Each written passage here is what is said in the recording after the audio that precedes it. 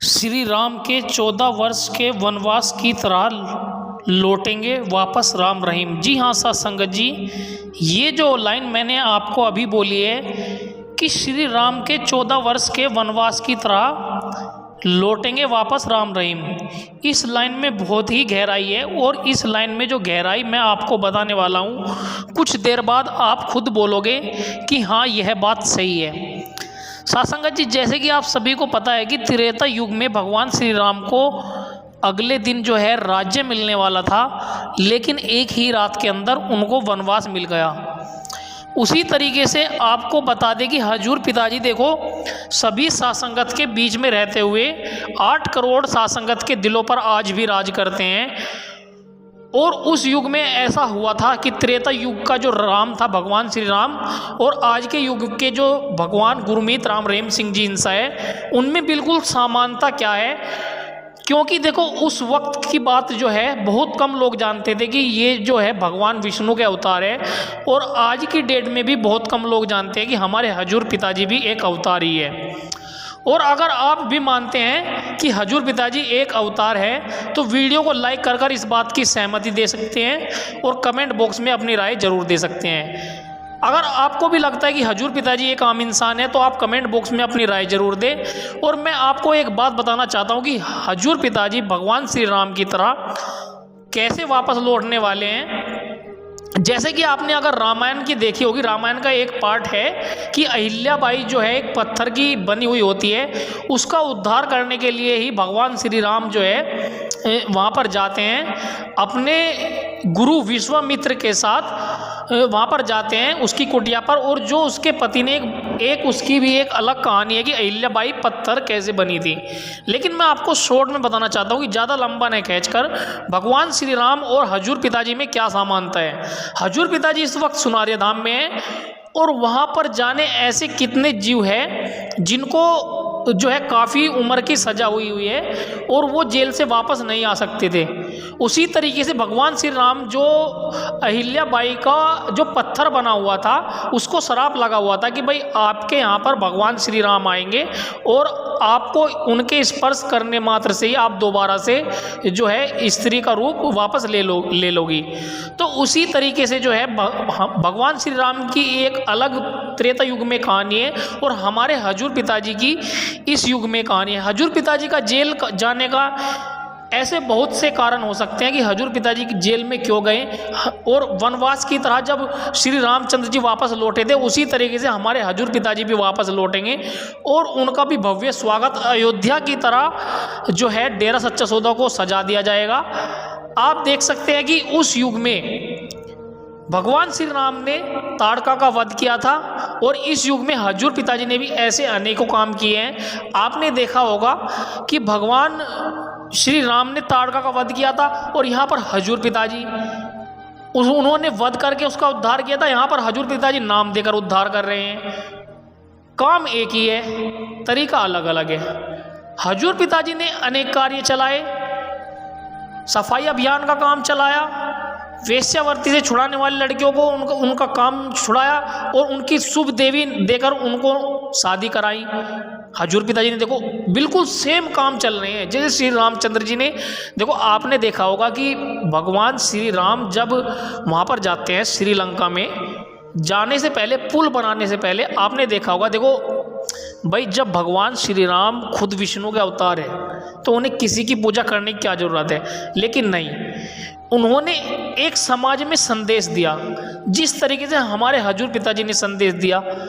आपने देखा होगा कि जब अयोध्या में जो है उसका जो राम मंदिर है भगवान श्री राम का, वहाँ पे उनका जो है पूजन हो रहा था, तो वहाँ पे हजूर पिताजी ने सभी सासंगत को वचन दिया था। आपने देखा भी होगा कि हमारे हजूर पिताजी का जो सेंट MSG चैनल है, उस पर हजूर पिताजी ने ऑफिशियल आकर कहा था कि भाई हमारे पूर्वज श्री राम है, ठीक है। और हजूर पिताजी ने देखो ऑनलाइन तो कहा नहीं, लेकिन ऑफलाइन में सभी सासंगत को जिम्मेवारों के अनुसार जो ये हुक्म किया था कि वहाँ पर सभी सासंगत को जाना है, श्री रामचंद्र जी के उसमें पूजन में जाना है। तो वहाँ पर देखो सबसे अलग ही प्रचंड झंडा लहरा रहा था। सभी तिरंगा लेकर पहुंच गए थे कि हमारे हजूर पिताजी सभी धर्म का सम्मान करने वाले। जिस तरीके से देखो रामायण में भगवान श्री राम ने देखो पुल बनाने से पहले शिव जी की आराधना की थी। अगर आपने रामायण देखी हो, शिवलिंग बनाकर उस पर उसका पूजन किया था। यानी कि बिल्कुल सेम वही बात है। अपने पूर्वजों का सम्मान करना, कोई अवतारी रूप शक्तिया हो या कोई भी हो, वे अपने पूर्वजों का सम्मान करना बिल्कुल नहीं भूलते और उनको अपना आराध्य मानते हैं। उसी तरीके से हजूर पिताजी ने भी देखो ऐसे अनेक समानता दिखाई पड़ती है जो हमारे हजूर पिताजी के जो है अवतार रूप शक्तियाँ होने के ये संकेत करते हैं। तो इसलिए देखो बिल्कुल आपको जो भी आपको मेरी बात में थोड़ी सी भी सच्चाई लग रही है कि हमारे हजूर पिताजी किसी अवतारी रूप शक्तियाँ से कम नहीं है और अपने देखो द्वापर और त्रेता युग में उन्होंने अपनी शक्तियों का इस्तेमाल किया था। हालांकि इस कलयुग में जो अवतारी रूप शक्तियाँ, जो भी अवतारी रूप शक्तियाँ, हमारे हजूर पिताजी भी एक अवतारी रूप शक्तियाँ हैं। देखो हजूर पिताजी दोबारा से, देखो आपने सुना होगा कि हजूर पिताजी ने हमेशा सत्संग में एक बात ही बताई है कि हमसे सतनाम जी करवाते हैं, हमारी तीसरी बॉडी है। आपने सुना है? अगर आपने सुना है तो वीडियो को लाइक करके इस बात की सहमति प्रदान कर सकते हैं। और दूसरी बात, अभी कलयुग स्टार्ट हुआ है। देखो उन्होंने अपनी शक्तियाँ का इस्तेमाल किया था, लास्ट में किया था। रामचंद्र जी ने अपनी पूरी शक्तियों का इस्तेमाल किया था जब रावण को वध किया था। उससे पहले देखो आपने कोई उनकी ऐसी कोई शक्ति नहीं देखी होगी। जो कोई ऐसे बोलता है हजूर पिताजी को कि भाई ये अपनी शक्ति दिखाओ, अगर ये अवतारी रूप शक्ति आया तो शक्ति दिखाओ, भाई उसका वक्त तो आने दो। जिस तरीके से भगवान श्री राम ने बिल्कुल लास्ट में, देखो जिस काम के लिए भगवान श्री राम इस धरती पर आए थे, उन्होंने वहीं पर अपनी शक्ति का इस्तेमाल किया था। क्या वे अगर शक्ति का इस्तेमाल उन्हें ऐसे ही दिखाना होता जैसे आजकल के लोग हजूर पिताजी को बोलते हैं कि अगर ये भगवान का अवतार है तो शक्तियाँ दिखाओ, जेल से बाहर निकल कर आओ, अपनी शक्तियाँ से कुछ ऐसा काम करो जिससे सबको विश्वास हो जाए। लेकिन हर चीज़ का एक वक्त होता है। उसी तरीके से भगवान श्री राम चाहते तो भाई अपने घर से तीर मार देते और रावण का वध हो जाता। उनके पास जब इतनी शक्ति थी, उन्होंने बाली को मार दिया था उन्होंने, देखो अपनी शक्ति से पीछे से। तो क्या रावण का इस तरीके से वध नहीं कर सकते थे? लेकिन नहीं, हजूर पिताजी भी अपनी शक्तियों का इस्तेमाल लास्ट में करेंगे। भाई जब किसी चीज़ का अंत आएगा, किसी चीज़ का अच्छा वक्त आता है, देखो नो तो दुनिया है, दुनिया के कहने में सभी कोई चलने लगा तो बस हो ले। देखो ये अवतारी रूप शक्ति होती है, ये अपने हिसाब से काम करती है। और जो भी कोई ऐसा मानता है कि भाई नहीं हजूर पिताजी एक आम इंसान है, वो उनकी सोच के अनुसार है, उनकी सीमित बुद्धि है। और इस बात का आप उनसे पूछो जाके जिन्होंने इस बात का एहसास किया है, जिन्होंने जिसके अंदर आंखें हैं, जिन्होंने नाम का जाप किया है, जिन्होंने नाम सिमरन किया है, सत्संग में रेगुलर गए हैं और वचनों का पालन किया है और वचनों को तोड़ा नहीं है, उनको इस बात का एहसास है कि हमारे हजूर पिताजी कितनी बड़ी शक्ति है। और देखो इस युग में जो है, देखो उस वक्त सिर्फ एक रावण था, लेकिन इस युग में आप देख सकते हो कि घर घर में रावण छुपा हुआ है, घर घर में इतनी बुराइयां हैं। तो उनको, हालांकि गुरुजी ने, हमारे हजूर पिताजी ने हर सत्संग में लाखों जीवों को नाम दिया है, लाखों जीवों की बुराइयां छुड़ाई है, लाखों जीवों के अंदर जो रावण जिंदा था उनको मारा है। देखो उन्होंने अपने बाणों से मारा था, लेकिन हजूर पिताजी समझाकर मार रहे हैं उन्हें। यानी कि मारने का मतलब ये नहीं है कि उनके अंदर से, कहने का मतलब ये कि उनकी बुराइयों का फात्मा कर रहे हैं, किसी भी तरीके से कर रहे हैं, फिल्म बनाकर, नामदान देकर, सफाई अभियान चलाकर, ऐसे अनेक कार्य चलाकर। हजूर पिताजी का सिर्फ एक ही उद्देश्य है कि बुराइयों का खात्मा करना। और बुराइयों का खात्मा करने का मतलब यह है कि सभी के जीवन में खुशहाली लाना। तो ऐसी बहुत समानता है जो भगवान श्री राम और भगवान श्री कृष्ण के अंदर थी और वही हमारे हजूर पिताजी के अंदर है। और कुछ लोग आज भी ये मानते हैं कि नहीं ये तो एक आम इंसान है। भाई एक आम इंसान ऐसे काम कौन कर रहा है? हमें बताओ कि एक आम इंसान ऐसा काम कर सकता है। भैया तो ये सबकी अलग अलग सोच है। हमारे हजूर पिताजी जो है ना, हमारी नज़रों में हमारे विष्णु हैं, हमारे भगवान श्री राम की तरह हमारे पूर्वज है एक तरीके से। जो भी अच्छा काम कर रहा है, देखो ये ग्रंथों में भी लिखा हुआ है कि उसका सम्मान करना चाहिए, उसका आदर करना चाहिए। जो भी अच्छा काम कर रहा है, भाई 8 करोड़ जनता है, कोई 8 करोड़ जनता इतनी बुद्धू तो है नहीं कि भाई एक ऐसे ही किसी ने कुछ बोल दिया कि भाई ऐसे कर लो हो जाएगा। भाई 8 करोड़ जनता का विश्वास पाना कोई मामूली बात नहीं है। डेरा सच्चा सौदा से आज की डेट में 8 करोड़ के समथिंग साथ संगत जुड़ गई है और उनका देखो उनको फायदा भी मिला है डेरा सच्चा सौदा से जुड़ने से। उनके जीवन में सकारात्मक सोच आई है, उनके काम सुधर गए हैं। डेरा सच्चा सौदा के हजूर पिताजी के वचनों के पालन करने से उनके जीवन में इतनी ज़्यादा खुशहाली आ गई है कि वो सत्संग में बताते भी है। अब भाई एक आदमी को 2 आदमी को पढ़ाया जा सकता है कि कोई लालच देकर, लेकिन 8 करोड़ जनता को किस चीज़ का लालच है? उन्हें लालच है भगवान का, कि भगवान की तरफ से उन्हें हजूर पिताजी ने उन्हें ऐसी युक्ति बताई है, सत्संग में ऐसा साधन बताया है जो इस जन्म में तो खुशहाली है ही और अगले जन्म में भी उनके जीवन में खुशहाली रहेगी। तो इसी तरीके से साथ संगत जी हम डेरा सच्चा सौदा की हर एक वीडियो डालते रहते हैं, इसलिए आप इस वीडियो को लाइक कर इस बात की सहमति प्रदान कर सकते हैं कि आपको हजूर पिताजी में और श्री रामचंद्र जी में क्या क्या समानता दिखाई पड़ती है।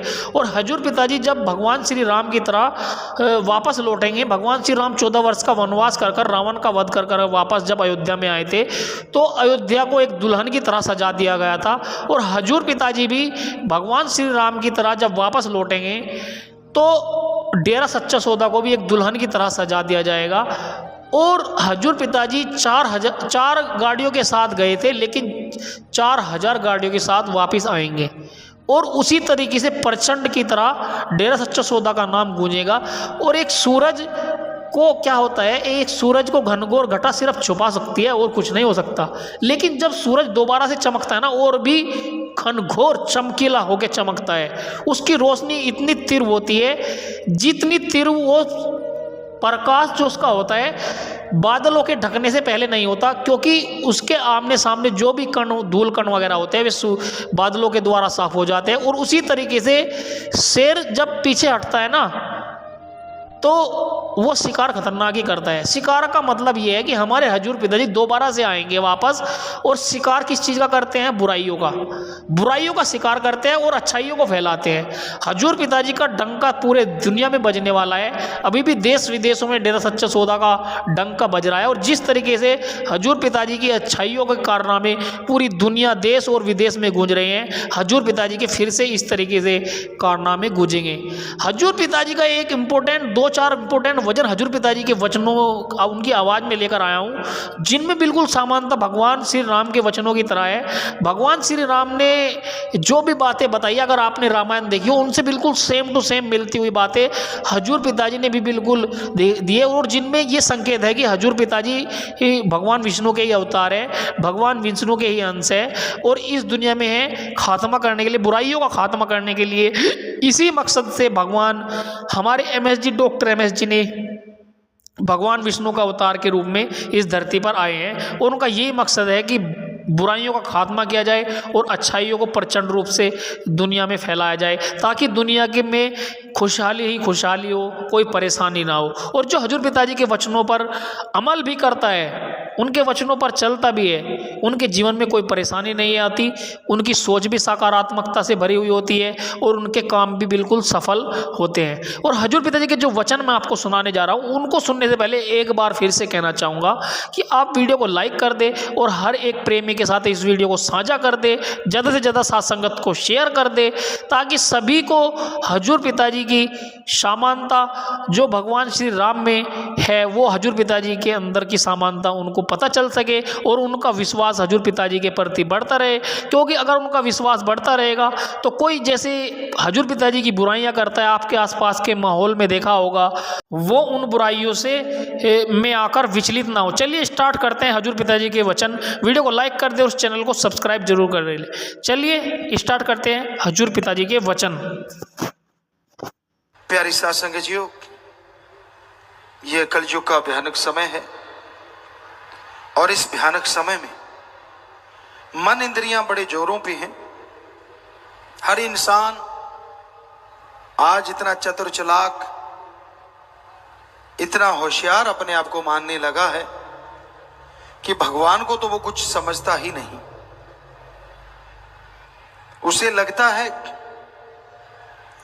कि जितनी अकल, जितनी समझदारी मालिक ने मुझे बख्शी है, शायद ही कोई दूसरा ऐसा जन्मा हो पर यह भ्रम है, गलत फहमी है।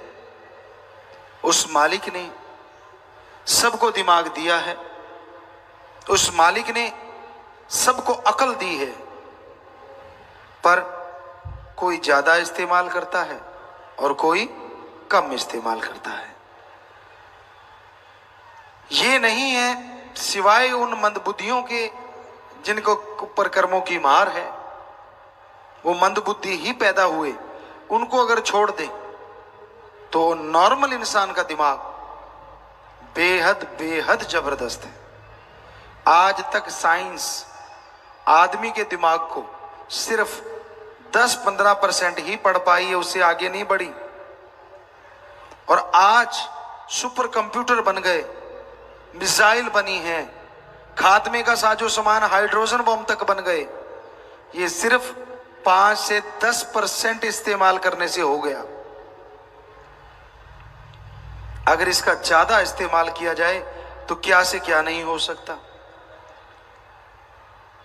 आज दुनिया जो तबाही के रास्ते की तरफ जा रही है, काश सारे साइंटिस्ट इसलिए लग जाएं कि इंसान को ज्यादा से ज्यादा सुख कैसे मिले, ज्यादा से ज्यादा दिलो दिमाग में शांति कैसे आए, ज्यादा से ज्यादा शांत में रहते हुए आनंद में जीवन कैसे व्यतीत किया जाए। तो भगवान का नाम साइंटिस्टों को भी बहुत रास्ता दिखा सकता है। लेकिन जैसा शुरू से चलता आया है,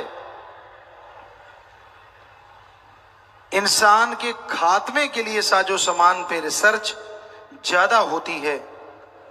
इंसान के अंदर भूखमरी ना आए, इसको रोकने के लिए रिसर्च बहुत कम होती है।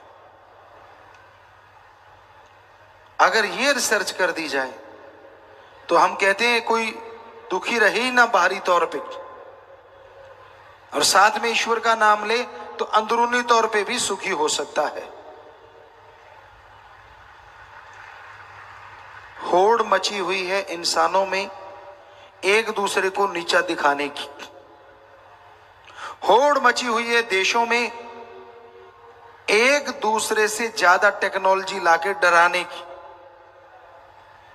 होड़ बहुत कम नजर आती है इंसानियत सृष्टि के भले कमाने की, बहुत कम। काश साइंटिस्ट तबाही का मार्ग त्याग की उसी यूरेनियम से, उसी तबाही की चीजों से भलाई की चीजें बना दें, तो हमें लगता है ये गाड़ियों के लिए पेट्रोल डीजल की जरूरत ही ना रहे, ये गैस सिलेंडर, ये साजो सामान की जरूरत ही ना पड़े, क्योंकि उन तत्व से बहुत एनर्जी पैदा की जा सकती है। सूरज एक ऐसा तत्व है, या दूसरे शब्दों में ऐसी शक्ति है जिससे हम इतनी एनर्जी हासिल कर सकते हैं, इतनी एनर्जी हासिल कर सकते हैं, कोई बैटरी की जरूरत नहीं, कोई डीजल पेट्रोल की जरूरत ना पड़े, कोई गैस सिलेंडर की जरूरत ना पड़े। अगर इस पे पीछे लग जाएं और इसको हम पकड़ लें साइंटिस्ट लोग, तो पूरे घरों में चूल्हे फ्री में चलेंगे, साइकिल, गाड़ियां, मोटरसाइकिल वगैरह सब फ्री में चलेंगे, क्योंकि साइकिल पे भी इंजन लग जाएगा जब सूर्य से ही चार्ज होना है। पर कोई उधर दिमाग लगाता ही नहीं, एक हद तक दिमाग लगाते हैं, छोड़ देते हैं। और बेचारा कोई सीधा साधा बंदा उसको पकड़ ले तो उसको कह देते हैं तू नहीं कर सकता, तू कानूनी दायरे से बाहर है। बहुत सस्ते में बहुत बढ़िया चीजें बन सकती। डीएनए के इलाज के लिए हमारे डॉक्टर, हमारे साइंटिस्ट अगर लग जाएं, जो रामायण काल में होता था कि आदमी का डीएनए ठीक कर दिया जाता था और वो सैकड़ों साल जिंदगी जीता रहता था, कभी भी उसको दुख नहीं आता था। लेकिन यहां तो दवाई की सारी फैक्ट्रियां बंद हो जाएंगी, वो होने क्यों देंगे डीएनए की टेस्ट? कितनी दवाइयों के बैठे हैं। अब सोच के देखिए, पूरे वर्ल्ड में सबसे ज्यादा मुनाफा कमाते लोग इससे 3 के 33 लेते हैं। बुरा ना मानना, और क्षेत्रों में भी यही हाल है, पर ख्याल में आ गया तो जो ख्याल में आ गया हमने बोल दिया। हमें ऐसा लगता है, ये हमारे विचार हैं। हो सकता है 3 के 300 भी होते हो, हमें क्या पता, हो तो क्या 3 के 13 ही होते हो, क्या कह सकते हैं। लेकिन है गड़बड़ जरूर, पक्का है। वरना एक ही दवाई एक ही जगह पे हमने देखी है, 3 रुपए की भी मिलती है और 30 रुपए की भी मिलती है। क्यों भाई? सेम साल्ट है, सेम सब कुछ है। वो बेचारा कोई दानिशमंद देता है, कमाई नहीं करता। वो कहता मैं भी 5 रुपए 5 पैसे या 10 रुपए से कमाता हूं, इसका मतलब 2 रुपए 90 पैसे की पड़ती है, और उसी के 30 रुपए भी हमने लेते देखा लोगों को। हर बिजनेस में, हर व्यापार में ये चीजें हो रही हैं। तो काश हमारे साइंटिस्ट, काश हमारे डॉक्टर इस बारे में कदम उठाएं कि हाँ, इंसानियत के भले के लिए हम डीएनए तक जाएंगे। हमने यहाँ के डॉक्टरों को बोला है, हमारे सत्संगी डॉक्टर यूएसए में भी हैं, हर जगह वो आए भी हैं, तो हम उनको कहते रहते हैं कि बेटा ऐसा रिसर्च करो कि डीएनए के बारे में आप सर्च करो, क्योंकि ऐसा हुआ है, कभी ऐसा था। यहां बहुत सारे आज डॉक्टर भी आए होंगे, क्या आप बता सकते हैं?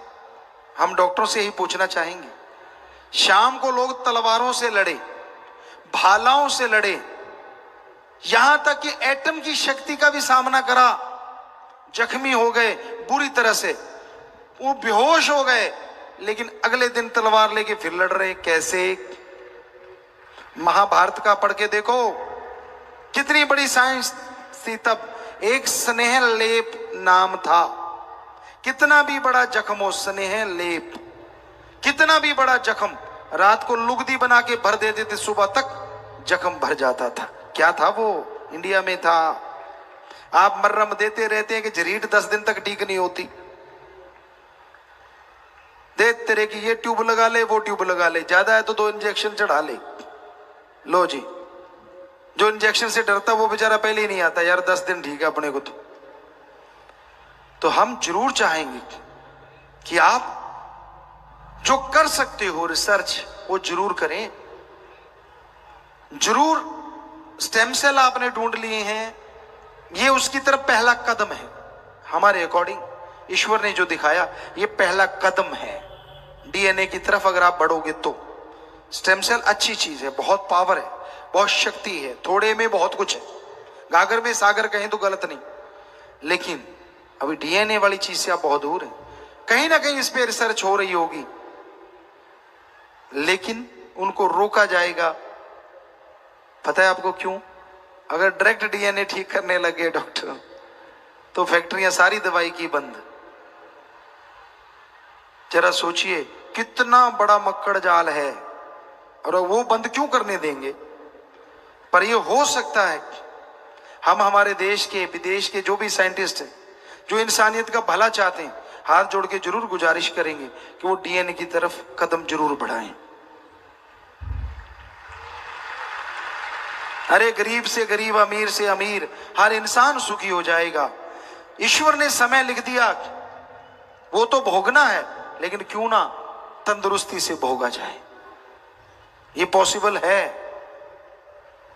डीएनए से ही आदमी का वजन कम हो, ज्यादा हो, कुछ भी किया जा सकता है, कुछ भी।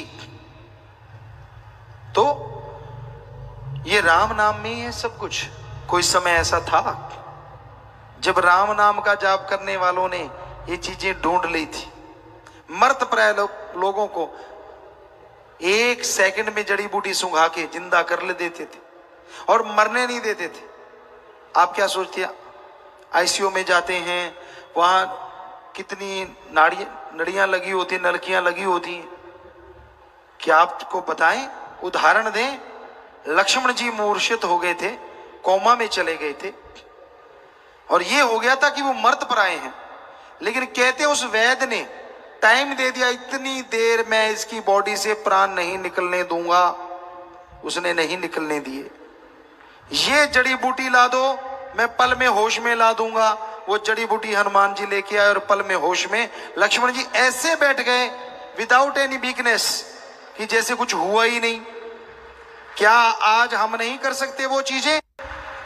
आप कहो जी रामायण तो होती नहीं थी, महाभारत होती नहीं थी, कल को आप कहोगे चंद्रमा नहीं होता था, सूरज नहीं होता था, आपका क्या कहना? क्यों? आप कहोगे कल पैदा हुआ है, जब आप जन्मे तभी चंद्रमा जन्मा, उससे पहले तो नहीं जन्मा आपके लिए। तो ये फजूल की बातें हैं। हम गारंटी देते हैं महाभारत भी हुआ और रामायण काल भी था, हम गारंटी देते हैं इस बात की।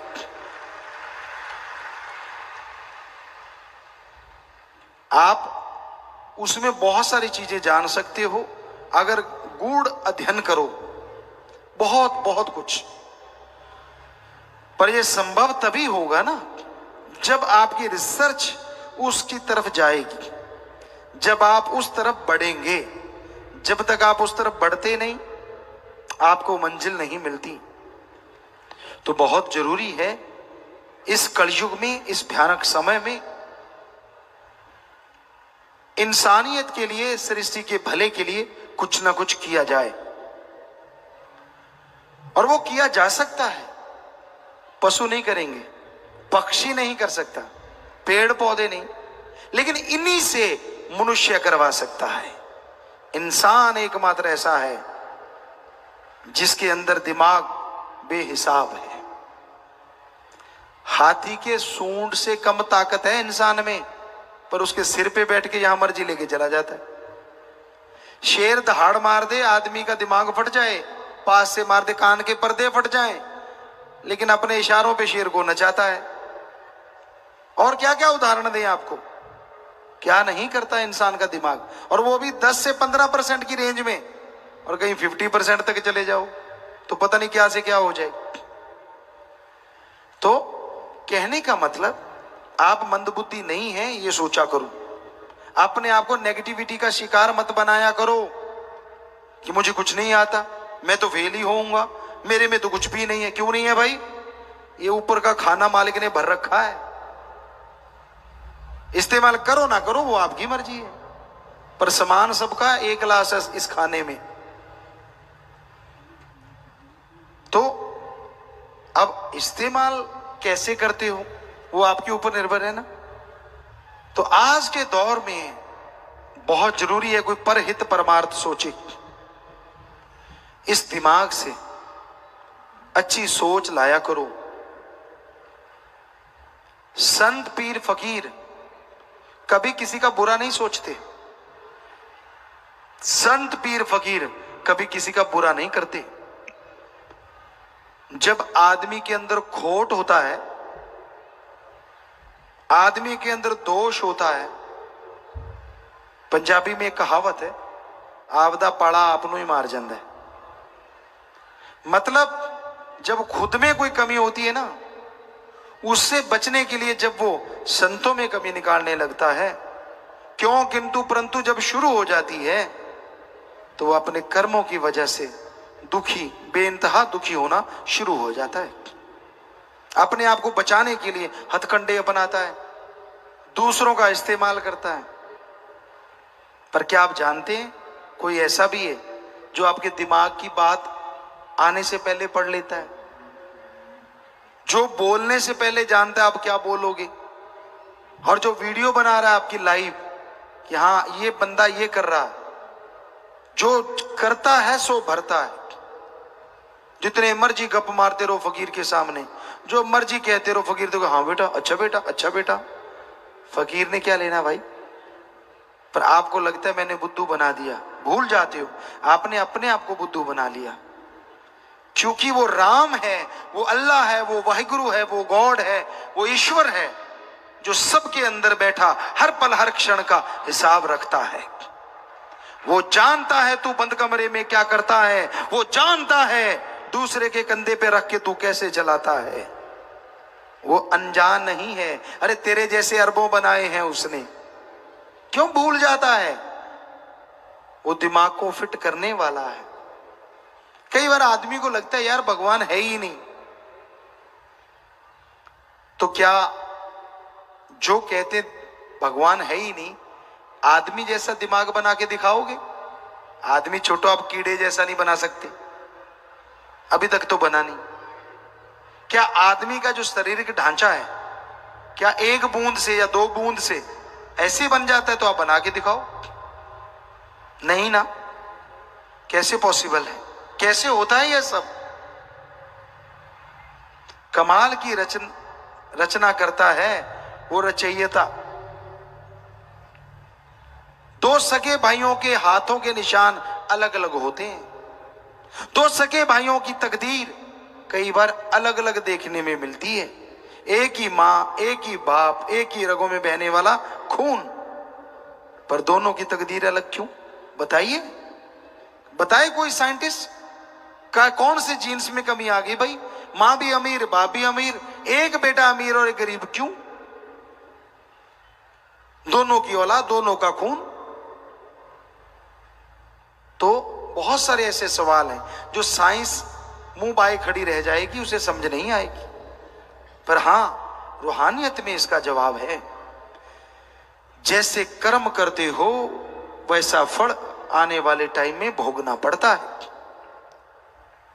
मन गढ़ंत चीजों पे आप चलते रहते हो और मन इतना जालिम है जो इंसान को डुबोने में ज्यादा देर नहीं करता। कई बार आपको बात सुनाई है आत्मा और मन की, कई बार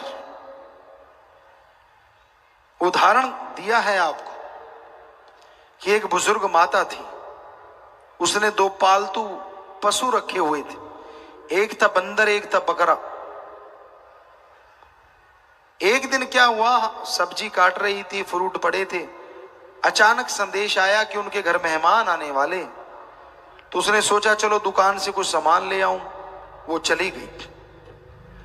सब्जी काट रही थी, फ्रूट वहीं पड़ा था, बकरा बंधा था, बंदर बंधा हुआ था। लेकिन हुआ क्या, जब वापस आई तो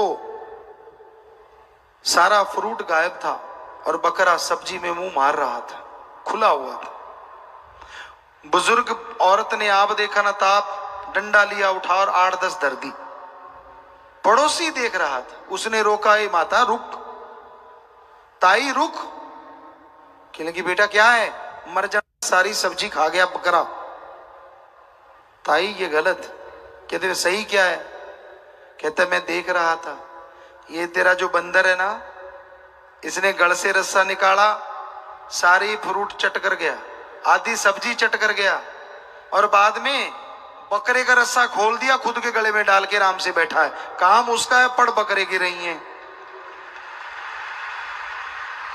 तो उसी तरह काम आपके मन का होता है और पड़ आत्मा की रही होती। नेगेटिविटी जिनके अंदर होती है ना, किसी पे उनको यकीन आता ही नहीं, और ऐसे लोग कभी किसी के यकीन के पात्र बन ही नहीं सकते। कितने ही अपने आप को चेंज कर लें, कुछ भी कर लें, बिन पेंदे की लोटे की तरह होते। ना वो राम में यकीन, ना भगवान में यकीन, ना पीर फकीर में यकीन। वो बात सुनाया करते हैं, जमुना गया तो जमुना दास और गंगा गया तो गंगाराम। मतलब जिसने लाया गली ओदे वर तुर चली। अजीबो गरीब बातें हम देखते रहते, चुप रहते हैं, मुस्कुराते रहते हैं, मालिक से दुआ करते रहते हैं सबको सद्बुद्धि बख्शे। लोगों को अपना सिक्का चलाना होता है। जब लगा कि सिक्का नहीं चला तो गड़बड़, और चल गया तो खोटा भी अच्छा। तो राम का नाम इस कलयुग में अति जरूरी है। ओम हरि अल्लाह वाहिगुरु के नाम के बिना आपको सद्बुद्धि नहीं आएगी। आप दूसरों के भले की तो छोड़ो, अपना भी भला नहीं कर पाओगे। राम नाम का सुमरन करना पड़ेगा, भक्ति करनी पड़ेगी। 15 मिनट करो, आधा घंटा करो, वो आपकी मर्जी, पर करो।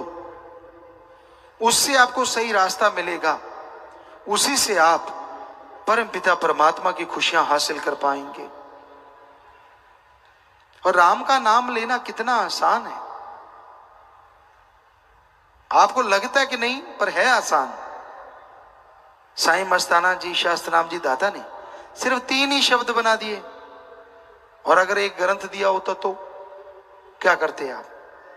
अब 3 शब्द भी आप जाप नहीं करना चाहते, कई लोग बड़ा अजीबोगरीब जवाब देते हैं, गुरुजी टाइम नहीं लगता। कमाल है यार, पोटी नहीं जाता क्या? जाता है। आजकल के बच्चे तो आधा घंटा फोन पे मत्था मार के निकाल के आते हैं। उसकी जगह फोन ना ले, राम का नाम जपता रहे, उधर भी काम और उधर भी काम, क्या पता कब मिल जाए राम। पर ना जी, बता कौन सा तेरा काम छुड़वाया? गाड़ी चला रहा है, चलाता जा, हाथों से गाड़ी चला, पैरों से क्लच ब्रेक रेस दबा, और जीवा को अल्लाह वाहिगुरु यार के साथ लगा। बता क्या काम छुड़वाया तेरा? तेरी गाड़ी भी जा रही है और उधर वाली गाड़ी भी जा रही है, क्या पता कौन सी गाड़ी कहां पहुंच जाए। ये फजूल के बहाने ना मारा करो। ऐसे बहाने तो पहली कक्षा में पढ़ने वाले बच्चे भी नहीं मारते, फर्स्ट क्लास वाले जैसे आप मारते हो। टाइम नहीं मिलता, कमाल है। रोटी खाते हो सही टाइम पे, ब्रेकफास्ट करते हो सही टाइम पे, लंच डिनर सही टाइम पे, राम के नाम के टाइम नहीं है। गप मारने हो सारी सारी रात प्रोग्राम चलता है, और सतगुरु के पास बैठना हो तो नींद आने लगती है।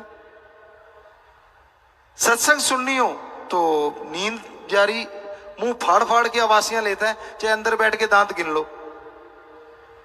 मतलब अजीबोगरीब स्थिति है। गप मार रहे हो, फिर जोश देखो, अच्छा सामने वाला पूछता है मतलब फिर क्या हुआ, वो चुगली निंदा दो चार और धर देता है, ये हुआ वो हुआ। मतलब इतने चटकारे ले लेके करते, इतना तो अब किसी कंपनी की मशहूरी ना हो जाए, उस गोली में नहीं होता, चूर्ण वाली में। अब समझी गए। तो राम नाम के टाइम पता नहीं आपको क्या हो जाता है, तब क्यों नहीं जाप करते भाई? कपड़े प्रेस करना आप नहीं भूलते। हम कहते हैं, ऐसा नहीं कहते कि मत प्रेस क्यों करते हो, करो। बाल सवारने में शीशा बेचारा आगे से तौबा नहीं करता, वरना आप लगे ही रहते हो, उठा के कभी इधर मारे कभी इधर मारे, कभी इधर मारे कभी इधर मारे। पगड़ी बांधने में, टूटी शूटी लगाने में पता नहीं कितना टाइम। शीशा अगर आम हो तो भाग जाए, लेकिन बेचारा वो तो निर्जीव है। हम नहीं कहते कि मत लगाओ, जितनी मर्जी टूटियां लगाओ। हमारा कहने का मतलब अगर उसके लिए टाइम है तो 10 मिनट अल्लाह वाहिगुरु राम के लिए टाइम क्यों नहीं है आपके पास? कोई जमीन उपजाऊ है या नहीं, जब बीज डलता है तो पता चलता है। और बीज तभी डलेगा जब उस भूमि को संवारा जाता है। पहले हल चलाते हैं, घास फूस साफ करते हैं, फिर पानी देते हैं, खाद डालते हैं, बीज डालते हैं, तो फसल होती है ना। कोई दुकानदार दुकान खोलता है, रंग रोगन करता है, मशहूरी करता है, सामान लाता है, दुकान भरता है, फिर खोलता है, फिर चलती है ना। बच्चे पढ़ाई करते हैं, फर्स्ट क्लास से लेकर डिग्री डिप्लोमे तक कितने साल लगाते हैं, तो मास्टरेट बनते हैं ना, तो वो डिग्रियां हाथ में आती हैं, तो डॉक्टरेट की डिग्री हासिल होती है। और इधर आप कहते नहीं, हमें कोई भगवान दिखा दे, परमात्मा दिखा दे, हम मान जाएंगे। वाह भाई वाह, आप तो वो मूर्खों वाली बात करते हो कि कोई जाए और कहे बीज दे दे भाई, वो कहेगा ये ले 1 किलो, इसको डालना, तेरे 10 मन दाने निकल आएंगे। और आपको ना भाई, पहले 10 मन निकाल के दिखा दे किलो में से। हंसी आती है ना? तो फकीरों को क्यों ना हंसी आए जब लोग ऐसी बातें करते हैं। हमें तो भगवान दिखा दो, पकौड़ा है जो जेब से निकाल के तेरे हाथ पे रख दें। अरे छोटी सी डॉक्टरेट की डिग्री भगवान के मुकाबले, उसके लिए आप 20-24 साल लगा सकते हो, और परमात्मा के लिए एक पन्नी लगाया, आपको दे दो जी। क्यों भाई? चट्टी पड़ी है भगवान को जो तेरे को दे दे? चट्टी तो तेरे को पड़ी हुई है जो 84 लाख जोनी भोग के आया है, जो दर दर ठोकर खा के अब तुझे इंसान का शरीर मिला है। तुझे चाहिए कि तू मालिक को मिले। मालिक को कोई किसी से नहीं मतलब, लेकिन है वो बहुत दयालु है, इसलिए अपने संत पीर फकीर समय समय पे भेजता रहता है, ताकि उससे बिछड़े हुए उसकी औलाद उससे जाके वापस मिल जाए। पर अगर आप संतों से ही आगे निकल जाओ, पढ़ के कट जाओ, तो संत क्या करें? फिर भोगो अपने कर्म। संत एक हद तक दखल दे सकते हैं, उसके बाद चुप हो जाते हैं, क्योंकि संतों की भी एक सीमा है। वो समझाते रहते हैं, सत्संग में बताते रहते हैं, जो सुन ले अमल कर ले बेड़ा पार, ना सुने तो भाई कर्मों का पड़ता भार। संत बार बार कुछ ना कुछ बताते हैं, कुछ ना कुछ देते हैं। आप जितनी बार सत्संग में आते हो, चाहे 15 मिनट, चाहे आधा घंटा, चाहे घंटा सुनते हो नहीं सकता वो घंटा आपकी पूरी लाइफ को ना बदल दे अगर सुन के अमल कर लो तो। पर इधर से सुना और इधर से पार। कई बार ऐसा भी होता है, संत वचन करते हैं, वचनों को पता नहीं क्या से क्या बना के, उसकी गेंद बना के आप जाके घर में खेलते रहते, तेरे को का, मेरे को का, उसको का, उसको का। अरे यहां जितने बैठे हो सबको ही कहा, क्या हमने घूंघट निकाल रखा है कि इधर वालों को नहीं सुना रहे, उधर वालों को सुना रहे हैं? हम तो शरेआम बोले जा रहे हैं। ये तो इसमें क्या किंतु का क्या मतलब? अगर आपके जख्म है तो स्पिरिट लगेगा ही लगेगा, और जख्म नहीं है तो एंटीबायोटिक का काम तो करेगा ही करेगा। सीधी सी बात। कमी अगर आप में है तो घण जैसी चोट लगेगी लगेगी, और कमी आप में नहीं है तो आप और संवर जाएंगे, लोहे से सोना बन जाएंगे। संत किसी दूसरे को थोड़ी ना सुनाते हैं। सत्संग में जो आएगा, बैठेगा, सुनेगा, जिसकी जैसी भावना, जैसी सोच हमारे पास आ रही है, अल्लाह राम हमें बता रहे हैं, हम बोले जा रहे हैं। माइक की क्या औकात अकेला बोल दे, इसमें जैसी फूंक फूंकेंगे वैसी आवाज आप तक पहुंचेगी। हम तो माइक है भाई, फकीर हैं, आपके सेवादार चौकीदार हैं। जैसी वो फूंक मार रहा है आप तक आ रही है।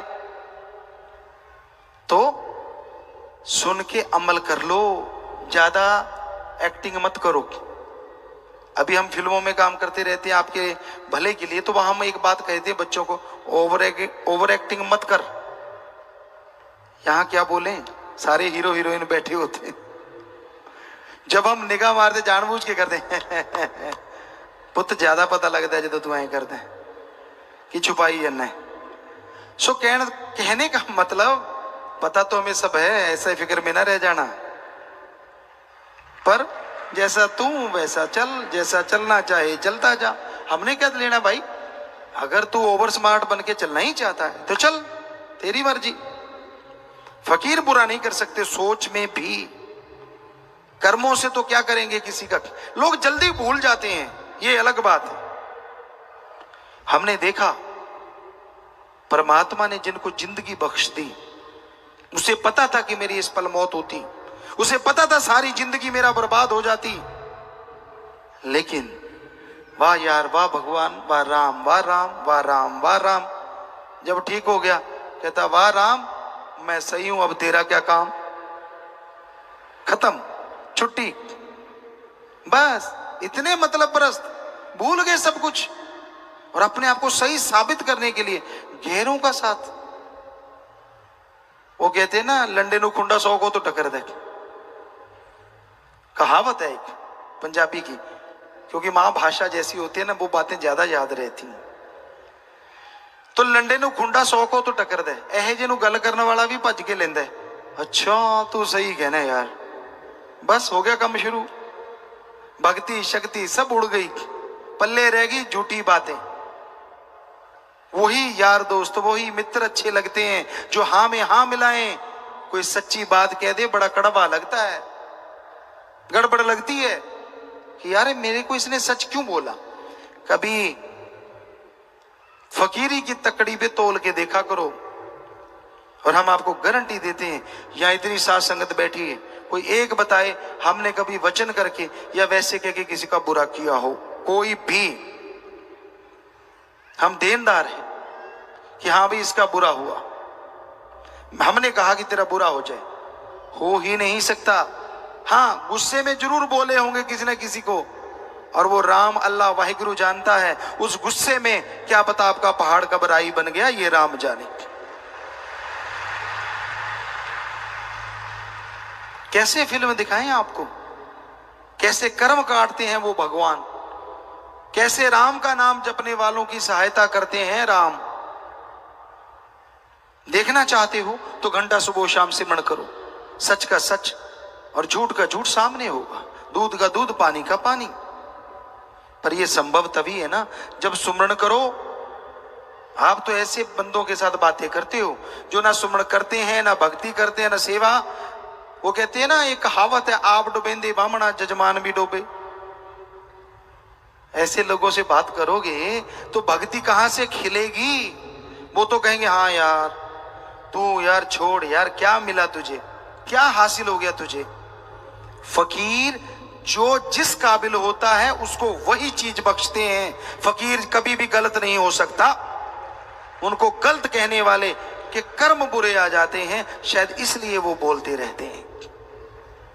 हम नहीं चाहते भगवान किसी का बुरा करे, सबका भला करे, सबका फायदा हो। ऐसा कहने वाले भी मालिक की दरगाह में बख्शे जाएं, यही मालिक से दुआ कर सकते हैं।